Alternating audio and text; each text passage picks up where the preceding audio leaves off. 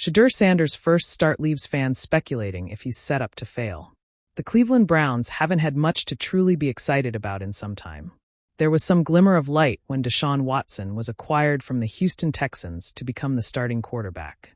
The love affair has seemed to fizzle out after suspension and Watson's latest injury setback. The Browns now have a glimmer of light that has the fanbase buzzing. It started with an unprecedented situation.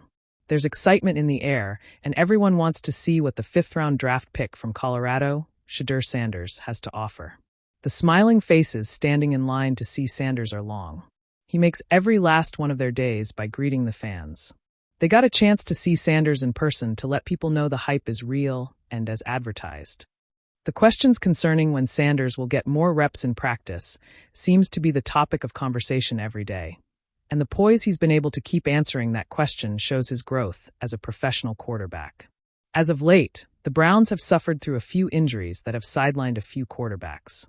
It has left Sanders in a position that sports analysts have felt he should have been in since the beginning of camp as the starter in preseason. However, the question swirling around the coaching staff's heads for the Browns right now should be, what were we thinking not allowing Sanders to take any first-team reps during camp? The Browns and Panthers held a joint practice on Wednesday before their preseason matchup against each other on Friday. Sanders earned his first start, but is Cleveland setting this young quarterback up for failure? It's an honest question, and not just a taking point for the major networks. I'm afraid he's going to get on the field in preseason games without a lot of practice reps, and then they're going to ask him to perform these heroic tasks in order to prove that he's worthy of being a starter when he hasn't had enough reps to really get comfortable. Riddick said recently on ESPN's Get Up. That's the kind of battle he's dealing with right now. Sanders, who has gotten limited first-team reps, continues to prove his completion percentage in college wasn't a fluke. He didn't have the opportunity to get reps with top receivers, making sure timing is down on passes thrown. Let's hope it doesn't come back to bite him, which will allow the Browns to use it as a point to say Sanders isn't ready. Deion Sanders made a comment saying that his other son, Shiloh, is the child that keeps him on his knees. As for Shedeur, let's hope he saved a few in his journey. If he is successful this Friday night, he will give Browns fans a glimpse of just how legendary he is. This story was originally reported by Athlon Sports on August 8, 2025, where it first appeared. The moment Shedeur Sanders jogged onto the field for his first official NFL start, cameras caught him flashing that calm, almost defiant smile. It was the same look he wore at Colorado when games got tight and the noise grew deafening. But this wasn't Boulder anymore. This was the Cleveland Browns Stadium, the NFL's unforgiving stage, where legends are made or forgotten before halftime. The Browns fan base had been split about the decision all week. Some were thrilled at the thought of seeing their rookie phenom take over the huddle. Others, more seasoned in the art of Cleveland heartbreak, raised eyebrows. The timing felt odd. Short notice, against a division rival with a top-5 defense, behind an offensive line missing 2 starters.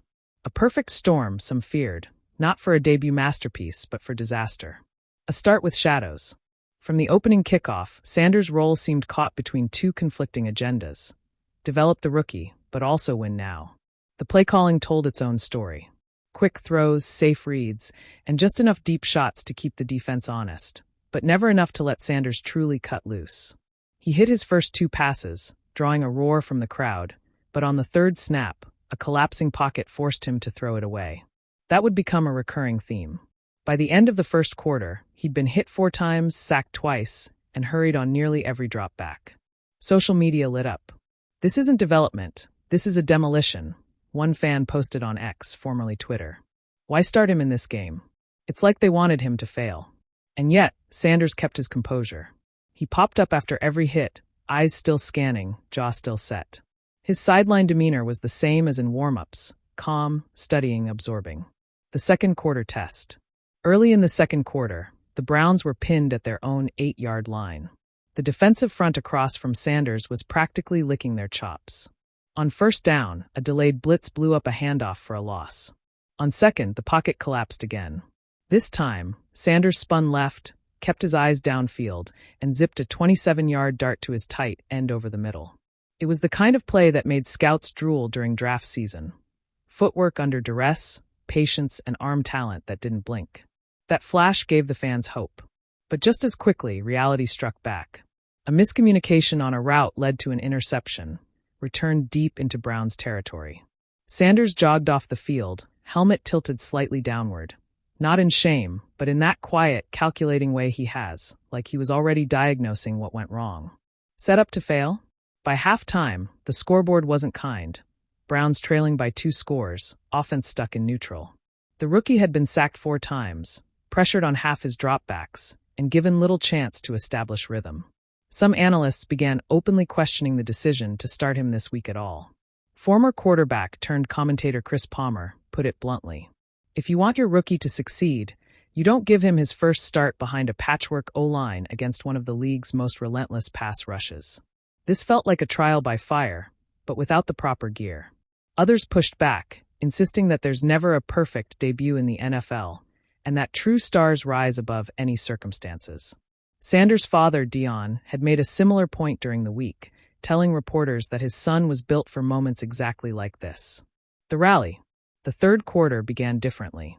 The Browns leaned heavier on quick slants, play action, and moving pockets to buy Sanders extra time. Slowly, it worked. He strung together an 11-play drive capped with a short touchdown pass, a sidearm laser between 2 defenders. The stadium roared again, and for a moment, it felt like momentum had shifted. But the defense on the other side was too good. They adjusted, closed running lanes, and by the fourth quarter, the Browns were chasing the game. Sanders tried to lead a late comeback, showing flashes of brilliance with 2 perfectly placed sideline throws, but a strip sack on the final drive sealed the loss.